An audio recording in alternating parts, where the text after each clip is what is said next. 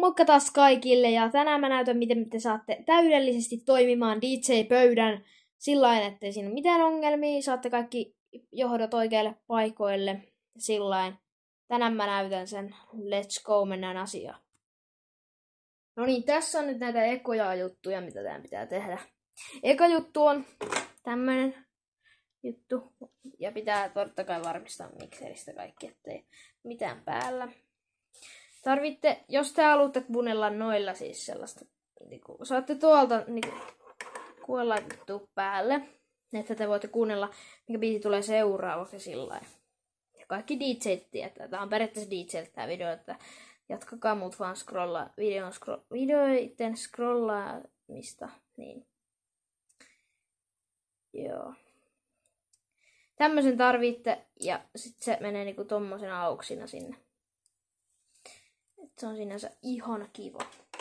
Sitten se pitää laittaa tonne kiinni. Joskus se on tuolla sivulla, joskus se on tuolla.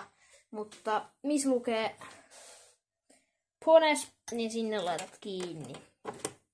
Ja DJ-pöytä laitetaan sillain päälle, että sä vaan laitat ton.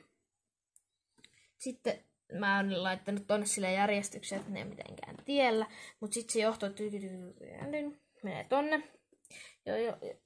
Tää on Mac, niin tässä tarvii tämmösen, mutta jos sä oot PC vai mikä se on, Microsoft-käyttäjä vai mikä se on, niin tuo on semmoinen paikka, mutta mulla on tommosia.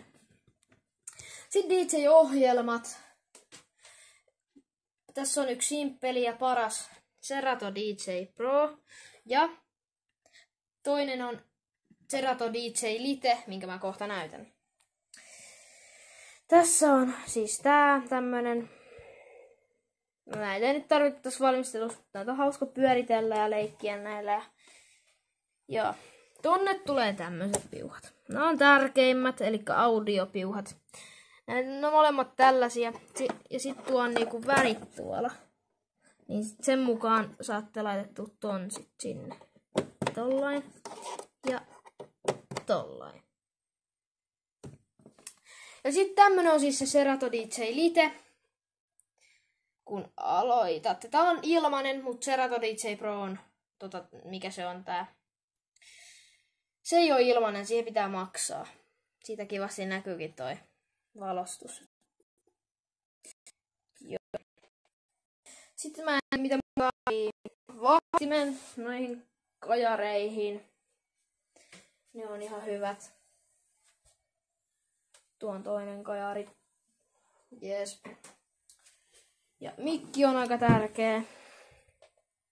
Mikin tarvit ja sit sille johdon, mikä lähtee tollain irti. Mikä menee sitten tonne taakse tai joko tonne mikseriin. Mä tykkään pitää sitä mikserissä, koska se on vaan luotettavampi. Ja tällainen me saadaan sieltä ääntä. Ja voidaan puhua mikrofoniin. Let's go. Tähän mä aina puhun yleensä, kun mä teen videot. Nykyään en enää paljon puhu. Mutta silloin alkuaikoina mä puhuin aika paljon, joten mä en tiedä, onko ne parempia videoita, mutta joo. Siinä oli periaatteessa kaikki piuhat ja sitten mä voin näyttää mun piuhalaatikon, mikä on aika täynnä seuraavaksi. No niin, mä näytän sen sitten. Se on siis tällainen. Siellä on mikkiä, siellä on hiirtä, sitten siellä jotain kirjaa, jotain missä on jotain biisien sanoja ja audiopiuhu, tai näitä mikä nää on, niin instrumenttipiuhu, tämmönen. Sitten täällä on jotain tämmöstä. Nää on ihan sotkus täällä, pitäis siivota tää. Täällä on joku vitsi laturikin, täällä on joo. Ja maalarin teippi löytyy, sitä kannattaa käyttää, se on ihan hyvä. Näin on mitään DJ-juttuihin liittyvää. Kaikki tommoset valot, lamppuvalot, lamppu, laitetaan mulla tuonne LED-juttu, sen saa päälle, sitten se rupeaa tonne näyttää.